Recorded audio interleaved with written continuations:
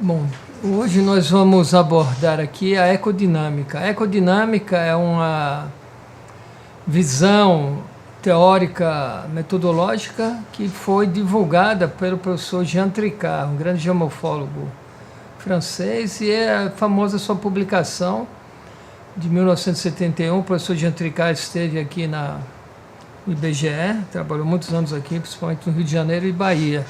Teve inclusive aqui em Fortaleza, na UFC. Tá? E ela é um estudo que ela se incorpora junto, pode ser aplicada junto com a análise geossistêmica, porque ela também trabalha nessa visão de geossistema, de integração. Tá? E ela busca conhecer os mecanismos, os fenômenos que atuam, né, no espaço geográfico, trabalhando principalmente os processos de geomorfogênese e pedogênese, e como é que eles vão interferir na evolução de um território, né, nas bases naturais de um território. E ele trabalha muito também com a concepção dialética, né, da funcionalidade, das ações, das causas, dos efeitos, né? E como a gente descobrindo as causas, a gente pode agir sobre os efeitos. Então ele também tem uma visão voltada para a gestão ambiental. E nesse sentido, a gente também tem uma compreensão de como os geossistemas se interrelacionam, né? Por exemplo, a compartimentação de uma bacia hidrográfica em diferentes geossistemas, como eles podem se interrelacionar com seus fluxos de matéria e de energia, com os aportes de matéria orgânica, de água, de energia, e como isso vai transformando e quais são os agentes que atuam. Então a ecodinâmica tem um detalhamento muito importante nessa parte da funcionalidade, de como funcionam esses sistemas e como eles se interagem. E com isso ela vai aportar informações básicas para a gestão ambiental. Tá? Aqui nas figuras nós temos alguns exemplos de bacias hidrográficas, como a gente pode fazer a compartimentação. Tá? As duas bacias hidrográficas em questão. E, por fim, embaixo, algumas compartimentações de dois estados, no caso, o estado de São Paulo e o estado do Ceará. Aqui trabalhando com a visão geossistêmica, definindo as unidades geossistêmicas, e aqui trabalhando com as unidades geoecológicas. Esse trabalho fizemos com o Mateu, eu e Mateu, tá? O saudoso Mateu. E dentro da visão de Tricart, ele vai explicar que a geografia tem muito a ver com a ecologia, né? E que a ecologia não se antepõe aos princípios da geografia, até o contrário, ela trabalha em conjunto, ela vai aportar o maior conhecimento, a visão sistêmica também que foi dada inicialmente por Tansley, né? Que é útil até na própria concepção de geossistema, ou de paisagens, de ecologia das paisagens, né? Então tudo isso é importante, né? A gente compreender os sistemas, né, os fenômenos, como eles se formam, o conjunto. Apesar dela dar uma visão prioritária à biologia, o conjunto dos seres humanos, ela também destaca a importância dos fluxos de matérias e energias, né? E isso vai ser fundamental para a gente compreender a ecodinâmica. Compreender que cada sistema tem a sua própria dinâmica, diferente, por exemplo, uma zona em Selbergs, né, no sertão, uma área de campo de dunas no litoral do estado do Ceará. Tá? Aqui a gente tem alguns esquemas que vocês podem olhar com cuidado, a composição, os fluxos, as estruturas, as interações dentro de um ecossistema. A Caatinga, como um exemplo de um ecossistema, aqui embaixo a sua representação gráfica. Aqui uma área de manguezal também, as suas representações. E quem for trabalhar com algum desses ambientes, ou qualquer que seja o sistema, geossistema, ecossistema, o sistema social, você vai compreender que as bases físicas e biológicas têm uma interação que é fundamental e que vem a constituir principalmente o que nós chamamos de recursos naturais, né? Que vai servir para o desenvolvimento da sociedade.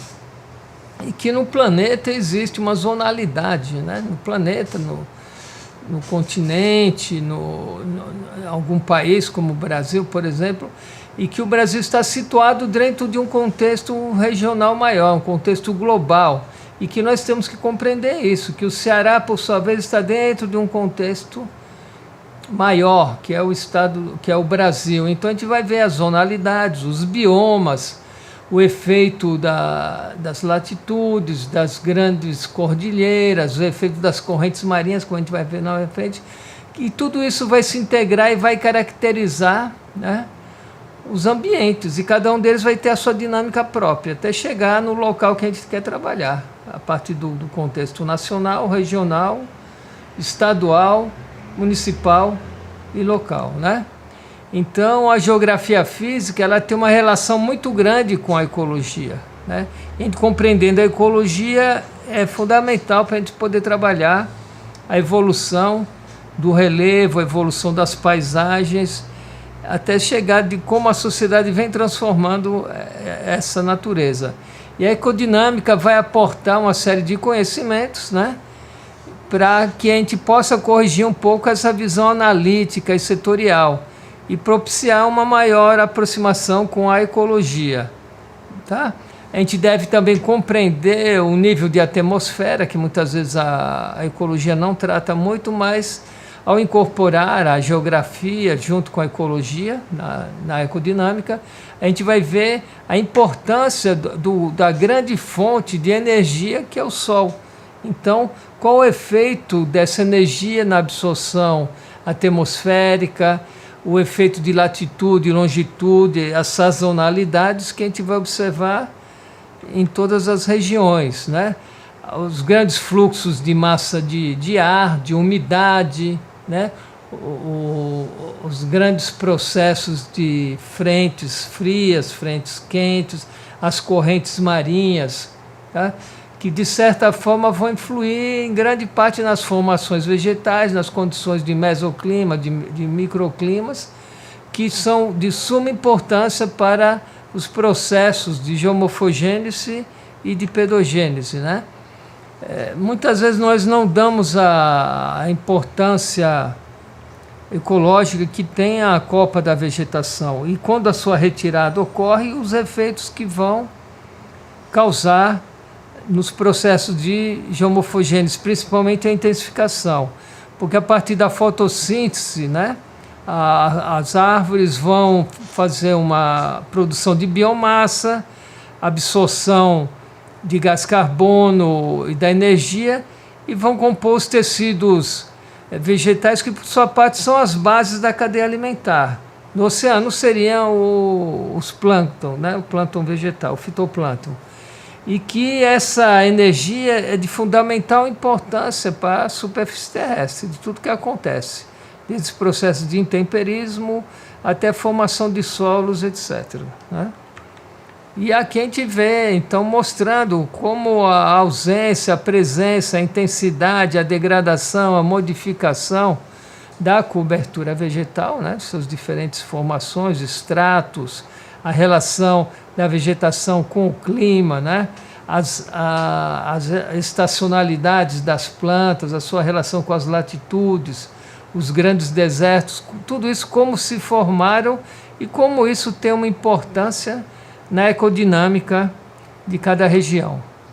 A transpiração das plantas, no equilíbrio do ciclo da água, né, o efeito de proteção do solo, né, a interceptação da água, e como é que as copas das árvores atuam na infiltração da água do solo, atenuando a intensidade, a velocidade dessa infiltração, fazendo com que ela entre de forma mais lenta e se acumule de forma mais permanente do solo. O sombreamento, a absorção dessa energia e as modificações que isso vão aportar no solo e até nos próprios processos meteorológicos, climatológicos de dada região. Tá? Aqui, como temos o exemplo, o Amazonas, né, que é onde os grandes rios voadores chamados, né, as grandes massas de ar, as chuvas também, os processos de deposição, de intemperismo, a própria formação de concentração de umidade, como a vegetação vai depender dessa umidade, algumas áreas de elevações, de serras, por exemplo, que a própria umidade atmosférica que favorece o desenvolvimento desse sistema. Depois a umidade que predomina em muitas áreas, né? Em função do clima, as grandes quedas de água que também vão ser utilizadas muitas vezes pela sociedade. A interceptação da chuva, então, é o grande papel que a vegetação influi. Muitas vezes não é preciso apenas as grandes florestas que protegem muitas áreas de pastagens naturais, de vegetação de baixo porte, também pode ter uma importância muito grande. E nessa forma ela vai absorver as fontes de energia, a radiação solar, e vai atuar também nos movimentos das massas de ar, da energia de gravidade que vai cair sobre a superfície da Terra. E as copas das árvores e as suas folhas vão atuar na rugosidade da superfície, né? E fazendo com que haja uma maior integração da umidade no solo. E aqui também mostrando como a gente deve dar importância na nossa análise de um território, de como está o estado de conservação ou até o estado de transformação, né? Que tipo de plantações, de arborização ocorre na área. Aqui é um exemplo de uma área, né, que, apesar de ser não ter grandes árvores, você tem um nível de absorção da água no solo muito grande em função desse tamponamento que a vegetação herbácea atua. E no sentido das grandes florestas tropicais, a gente vê sinúzias, ou seja, estratos, que faz com que a água vá caindo de um estrato para outro até se infiltrar na água, e também o sombreamento que essa cobertura exerce na preservação da umidade no solo. Então, quando há uma interceptação dessa energia pela cobertura vegetal, então ela diminui a intensidade do movimento cinético e logicamente, da ação erosiva sobre o solo, né? A cobertura vegetal atua na condensação da neblina, como é o caso das florestas nas áreas mais altas, nas serras, né? Aproveitando essa área, a água dessa chuva. E também como esses diferentes estratos, sua cobertura, podem ter influências em razão da estacionalidade, em períodos secos, em períodos chuvosos, né? Quando a vegetação está perene e quando está caducifólia. Então, isso também é um fato a ser observado na nossa análise de um território. A ação do vento sobre a vegetação, as grandes chuvas, né? A manutenção da umidade atmosférica e, como a gente fala muito, a circulação atmosférica, né? Dos grandes rios, os grandes volumes de água que dependem dessa vegetação em razão da sua própria dinâmica, né? E a gente compreender na nossa análise que tipo de cobertura vegetal existe no território, qual a sua eficiência, qual a presença, se você tem uma cobertura herbácea ou não, se é só uma cobertura arbórea, e quando há um extrato herbáceo e contínuo, qual é a sua função, né? Como ele está interceptando essa vegetação, essa chuva, perdão. E aqui também, aqui uma área da mata úmida, né? Na zona da mata, no setor litorâneo do Brasil, e a gente vê a importância que ela assume nas condições de microclima, no impedimento ou favorecimento da penetração da radiação solar, a formação do solo e, logicamente, também a própria pedogênese.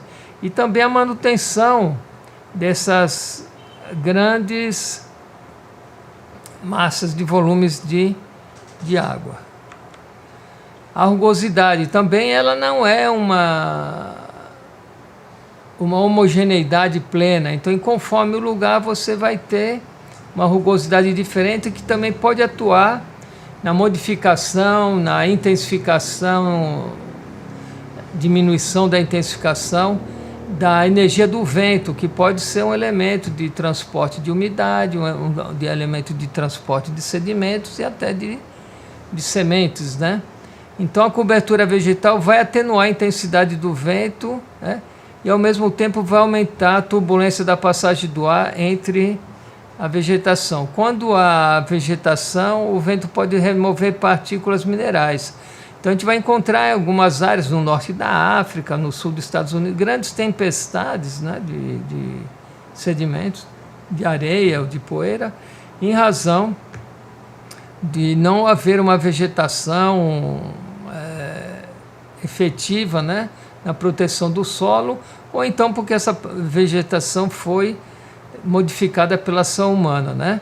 E com a retirada da vegetação, sempre vai ser intensificado os processos erosivos e deposicionais, tornando-se cada vez mais intensos, né? E aqui algumas imagens, né, mostrando os efeitos, algumas ocorrências, né? O norte da África é uma grande referência, a região do Egito, né? As grandes tempestades de areia, algumas cidades que sofrem com essa penetração de areia, as tempestades que podem ocorrer devido a uma maior gradiente de temperatura, uma vez que a retirada da vegetação vai aumentar o gradiente de temperatura, a variação entre a temperatura mais baixa e a mais alta, né? Então, outro elemento que é necessário conhecer é o que ocorre a nível de superfície de solo, né? Como estão os processos de escoamento, de infiltração do solo. Ele é lento, ele é rápido, qual a relação com a declividade, qual a quantidade de... se é uma infiltração de baixa intensidade, se é uma concentração na drenagem, uma dispersão, um escoamento laminar, tudo isso vai influenciar para as etapas de planejamento. E o escoamento da água pode estar diretamente relacionado com o quê? Com o relevo, mas também com o tipo de solo, dependendo se é um solo mais arenoso ou mais argiloso. Também a capacidade de saturação, né? Se choveu antes ou faz tempo que não chove, tudo isso vai se correlacionar com os efeitos erosivos ou de acumulação da água. Aqui alguns exemplos, né, de hoje, como a agricultura, o agronegócio, a pecuária, o uso desordenado vem causando grandes perdas de solo, e logicamente esses sedimentos vão para algum lugar. Isso é que o Tricart chama de dialética da natureza. Se é retirado daqui esse material, ele vai para algum lugar. Então isso aí acaba comatando, assoreando açudes, cursos d'água, né? E aqui a gente tem alguns exemplos de erosão em áreas urbanas. Então a ação humana tende a cada vez mais atuar, né, nesses processos, vai intensificar, uma vez que ela altera a relação do balanço de energia, da água na superfície, ela altera a interceptação das águas pela vegetação, as condições climáticas, e os efeitos são esses. Hoje a gente vê uma série de áreas urbanas e periurbanas que chegam a essas situações, né? De se fazer grandes ravinas, vossorocas. E, por exemplo, o sul do Piauí, Alegrete, no Rio Grande do Sul, são regiões que hoje são consideradas como alteradas principalmente pela ação humana sobre uma área que já era bastante instável ecodinamicamente, e que isso se intensificou cada vez mais. E a cartografia, a representação dessas áreas é de suma importância para o planejamento municipal, principalmente, né? Tanto nas áreas urbanas como nas áreas periurbanas e rurais. A pecuária também tem uma responsabilidade, uma ação muito grande sobre esses processos.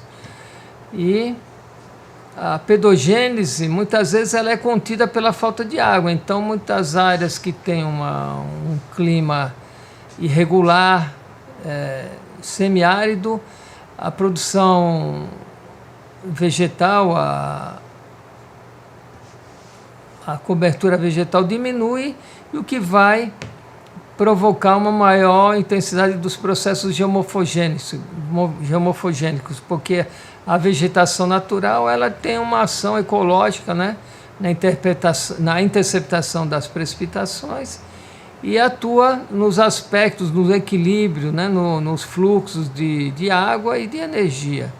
A cobertura vegetal também aporta, né, a matéria orgânica que vai favorecer a pedogênese, vai amortizar o efeito da energia solar sobre a superfície do solo. E também a gente sabe que existe uma pedogênese que tem uma relação direta com a pedofauna, ou seja, você precisa de uma biota, muitas vezes microscópica e minúscula, que deve ser protegida. Então a cobertura vegetal tem essa ação direta que vai atuar na fertilidade dos solos também. Aqui a gente vê uma paisagem bastante estável, onde as pastagens naturais podem contribuir diretamente na proteção do solo. Então, além do nível da superfície do solo, a gente tem que compreender também a parte superior da litosfera, né? Um sistema de micro-organismos, isso que eu estava falando, a pedoflora, a pedofauna, a relação da concentração e liberação de gás carbônico, de ácidos orgânicos, na própria composição das águas, né, os rios de águas ácidas ou de águas básicas, tem a ver com a ação biológica da superfície.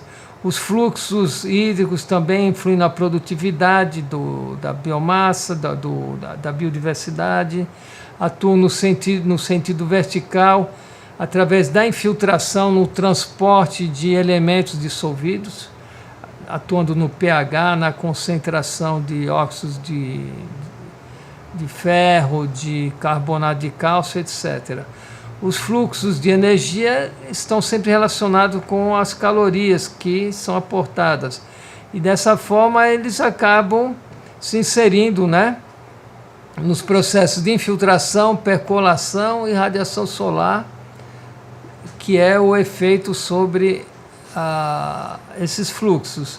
E que tudo isso vai favorecer as reações químicas e fenômenos biológicos, ou seja, a atmosfera ela vai atuar diretamente, e a radiação solar, o fluxo das águas, as ações eólicas, tudo isso vão se interagindo e atuando na configuração das paisagens e dos lugares.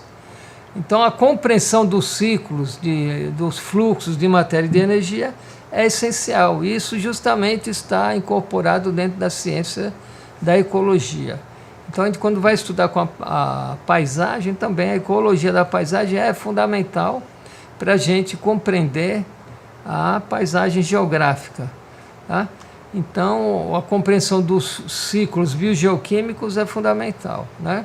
Então, esses fluxos, né, de energia, de matéria, tem a ver muito com a pedogênese e com a morfogênese. A pedogênese ela depende, de certa forma, da transformação da matéria das rochas, né? Ou seja, inicialmente pode ocorrer uma ação morfogenética que vai oferecer esse material para a formação dos solos. Então, sempre há uma inter-relação entre geomorfogênese e pedogênese. Portanto, a meteorização das rochas, dos minerais, são super importantes para que possa ter uma composição, uma estruturação dos solos, né? Transformando as rochas em formações superficiais, e muitas vezes vão ser áreas de aluviões, áreas de depósitos de colúvios, etc., né? E depois o surgimento dos processos morfogênicos com maior intensidade, as ações sobre áreas kársticas, a dissolução de calcários, formações de cavernas, dolinas e também de movimentos de massa, deslocamentos de terra por solifluxão. Então tudo isso está interrelacionado e nós devemos analisar, cartografar, representar, espacializar essas áreas de ocorrência conforme a realidade físico-natural do território que estamos trabalhando. Algumas áreas, em função da sua geologia, você vai ter tipos de formações que ação eólica em conjunto com a ação química, né, do intemperismo químico das águas, você vai ter uma série de formações, né, decorrente desses processos. Outras áreas já uma acumulação de sedimentos que depois podem ter uma retomada erosiva e se formando novas feições, né? Áreas de arenito, de calcário, onde também há ocorrência de desníveis, tombamentos de tetos de caverna e formação de cachoeiras, que vão muitas vezes configurar paisagens de grande importância paisagística, né? Bom, então a gente tem que considerar que esses processos ocorrem quando existem infiltrações de água, né? Então há uma dinâmica, ou a água se infiltra ou ela escoa, né? E a gente então compreender como se dá esse balanço, né? E por que ela infiltra, com o efeito da vegetação, da cobertura vegetal, das formas de uso e como se dá um escoamento, né? Então a gente vê que muitas áreas de riscos foram constituídas em função de não se considerar essa relação, tá? Então é importante realizar obras de infraestrutura de forma a procurar a infiltração da água através de terraceamento, diminuir os movimentos de massa, fluxos de sedimentos, né, que são muitas vezes muito intensos, principalmente nas áreas de montanhas, nas áreas mais elevadas. Então culturalmente a gente vê que algumas sociedades já trabalham com isso na China, Filipinas, por exemplo, um terraceamento no Peru, né?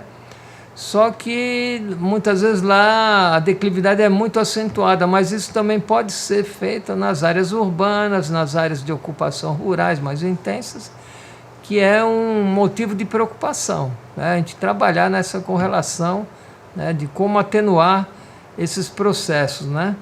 E todo esse processo de amenização depende das condições geomorfológicas, então é preciso conhecer também os processos, as tendências de evolução e a relação do relevo com a geotectônica e também com as condições climáticas. Aqui alguns exemplos de ações descuidadas, né, que não foram tomados os devidos cuidados na proteção de encostas, né, questão da especulação imobiliária irregular, ocupações, não é só a população de baixa renda que ocupa áreas inadequadas, então a gente vê uma série de fatores que vão provocar grandes catástrofes futuramente, né? E depois como que tradicionalmente, aqui embaixo, muitas comunidades têm já uma assimilação dessa importância e sabem trabalhar de forma com que atenue os processos de geomorfogênese, principalmente nessas áreas de grande declive, né? Então a gente compreender que além da energia da radiação solar, a gente tem também a energia gravitacional, ou seja, o movimento das áreas mais elevadas para as áreas mais baixas. E que isso deve ser trabalhado de acordo com as formas de uso e ocupação, né?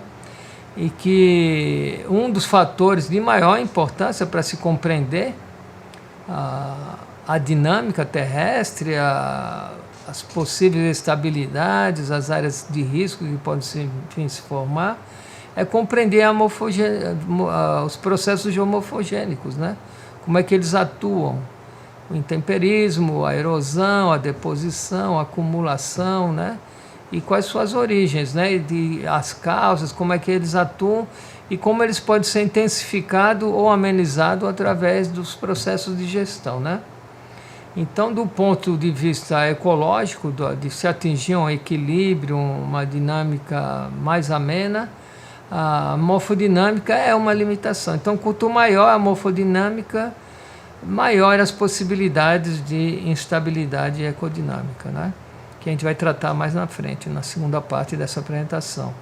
E algumas ecodinâmicas que ocorrem, alguns processos de erosão, de deposição, são naturais, né? Que ocorrem de forma relacionada entre a geotectônica, a geomorfogênese, a infiltração, o escoamento, precipitação, e a gente vai vendo aqui uma série de paisagens que são consequências desses processos na natureza, mas que também ocorrem em áreas, essas do lado direito, as duas imagens, que a gente vê que ocorrem em áreas que foram ocupadas de forma inadequada, não se considerando a dinâmica das encostas de barrancas de rio, por exemplo. Então, na região amazônica, a gente vai encontrar muitas áreas que são erodidas e terrenos que são perdidos, muitas obras que são feitas em função de não haver sido respeitado os processos da morfodinâmica, né? Então, a gente considera, através da observação, né, de análises mais precisas, que onde a morfodinâmica é mais intensa, como nós vimos nas imagens passadas, a vegetação é mais escassa, a biomassa é menor e a biodiversidade é muito baixa. Então, é uma consequência da intensidade da morfodinâmica. Então, a gente reduzindo a morfodinâmica, a gente tem uma possibilidade de se alcançar uma maior diversidade, uma maior produtividade, né? E nós, como geógrafos, estamos, e como outros profissionais que atuam no planejamento e na gestão, é nossa função contribuir a interpretar esses processos e depois oferecer instrumentos de gestão através da cartografia, da informação, da espacialização dessas características do território, identificando onde há ambientes com uma morfodinâmica muito intensa e levar a identificar as causas, né, e tentar amenizar de forma a ter uma melhor gestão do território, tá? Então, a gente trabalha também com unidades menores, né? Então, a gente trabalha apenas com região, a gente trabalha muito com ecótopos, ou seja, feições dentro de um território onde possa perceber as características particulares de cada um desses ecótopos através de uma análise em um nível de detalhamento maior, né? E que também essa unidade menor tem a ver com o seu entorno, né? E que suas repercussões em termos de ações sofridas vão agir sobre a biocenose e também sofrer influências dessa. Então, a morfodinâmica está diretamente correlacionado com as condições do clima, da topografia, do tipo de material rochoso, né, o substrato, e inclusive a interação, e principalmente a interação entre esses diferentes parâmetros, né? E aqui novamente mostrando processos de erosão, de acumulação, a desembocadura de rios, onde a dinâmica é muito maior ainda, né? O que a gente chama de uma área interface entre o oceano e continente, e ambiente fluvial e atmosfera. Então os processos mudam muito rápido, né? E que a ocupação deve ser melhor planejada para que não se tornem áreas de risco, né? E para fazer a gestão dos recursos, né, naturais, é preciso ver os impactos que estão sendo causados pelo uso da tecnologia, até que ponto essa tecnologia que nós estamos usando está sendo eficiente ou que está causando problemas ambientais nos geossistemas e nos ecossistemas. E procurar atingir um modelo, né, de gestão, ou propostas de gestão, que considera a capacidade de carga de cada um desses ambientes, para que se não ultrapasse e não seja ocorra a formação de processos irreversíveis, né? Então a gente tem, né, as diferentes possibilidades, a identificação dos diferentes aspectos, a ação humana, a compreensão, né, a interação entre as pessoas, as diferentes variáveis que a gente deve integrar e se representar depois espacialmente esses resultados, né? Para que se possa estabelecer então um plano de gerenciamento, um plano diretor municipal. Portanto, há uma exigência no planejamento e da gestão do conhecimento dos fluxos de matéria e de energia e como funcionam esses geossistemas e ecossistemas, como eles são estruturados, sua estrutura vertical, horizontal, como se dão os fluxos de matéria e de energia e como a população vem ocupando e modificando, né? E quais os processos que são mais alterados e suas consequências sobre a própria natureza e sobre a sociedade, né? E buscar-se, né, estabelecimento de modelos de proteção dos recursos ecológicos, a proteção da biodiversidade, de compreender os serviços ecossistêmicos também, que os sistemas não são apenas um sistema que oferece, né, recursos naturais, matéria-prima unicamente, ele também oferece serviços e diferentes tipos de serviços, né, de moradia, de habitat de espécies, de lugares de procriação, de polinização, e oferece também a sobrevivência não só de pessoas, mas também da natureza, das cadeias alimentares que estão aí correlacionadas e que também quem está se aproveitando desses recursos, para onde vão esses recursos. Então, uma preocupação também com as comunidades que vivem junto a esses sistemas ambientais. Aqui alguns exemplos de estudos que podem ser feitos e representando como há uma variação entre os ambientes a partir de uma estrutura geológica e geomorfológica no local.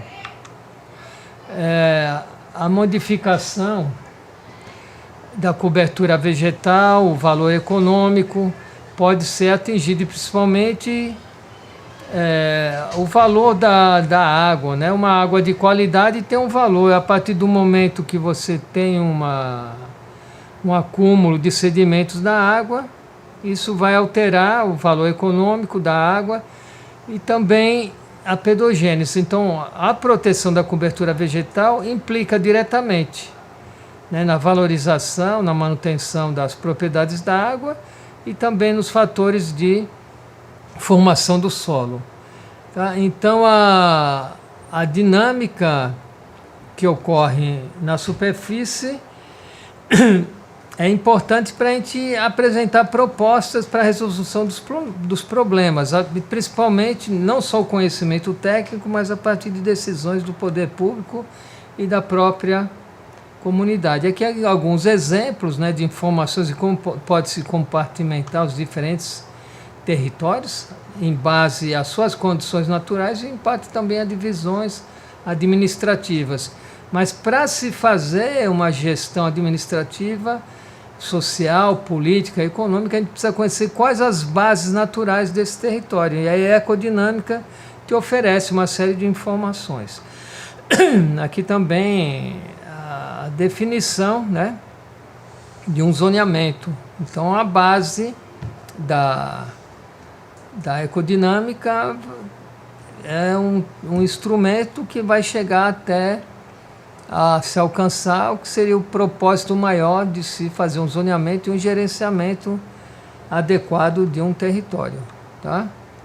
E eu acredito que após essa apresentação, os ouvintes, os discentes, possam ter uma maior clareza para compreender de como a ecologia é importante, né? Nós, como geógrafos, trabalhando com geografia física, com bases naturais, que a ecologia é de suma importância para se fazer análise espacial. Verificar os diferentes processos e fatores que atuam na ecodinâmica e como eles se interrelacionam, que não é apenas um fator, A erosão não é apenas em função da água, da intensidade da água, depende do solo, da declividade, da radiação solar, estou dando um exemplo, né? Observar como a ação humana sobre os diferentes fatores pode influenciar na estabilidade ambiental. Então, às vezes, nós temos um ambiente que é relativamente estável, mas a ação humana, com a retirada da vegetação, com a modificação dos fluxos de água, o favorecimento do escoamento contra a infiltração da água, vai provocar uma série de mudanças na estabilidade ecodinâmica, e o que isso pode acarretar tanto para o meio ambiente como para a própria população que aí reside, para a própria sociedade. Então é importante que vocês assimilem esses enfoques abordados, né, a partir da ecodinâmica, e que isso possa ser aplicado. Não é necessário apenas compreender os conceitos, é necessário saber utilizar, espacializar e aplicar, tá? Então eu quero agradecer a atenção de vocês e bom trabalho.